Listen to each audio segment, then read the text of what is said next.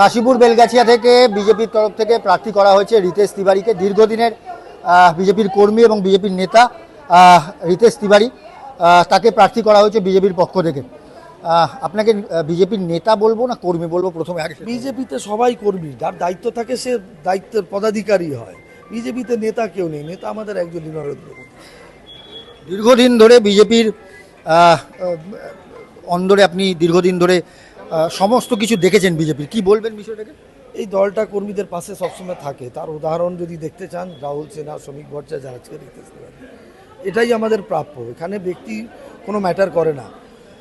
দল আজকে প্রার্থী করেছে, দল মূল্যায়ন করেছে, তাই প্রার্থী করেছে। আমি নিশ্চিত আগামী দিনে যে দল আস্থা রেখেছে এবং এলাকার মানুষ আমার উপরে আস্থা রাখুক, সেই কাজ করব এবং ভবিষ্যৎ বলবে যে দল আমাকে প্রার্থী করে ঠিক করেছে কি করেনি। একটা শেষ প্রশ্ন করব, সাময়িকভাবে বরখাস্ত করা হয়েছিল, তারপর ফের আবার দলে ফিরলেন, 26শে বিধানসভা নির্বাচনের আগে প্রার্থী হলেন, মানে এলেন, জয় করলেন, এরকম ব্যাপার? হ্যাঁ, না এরকম কিছু নয়।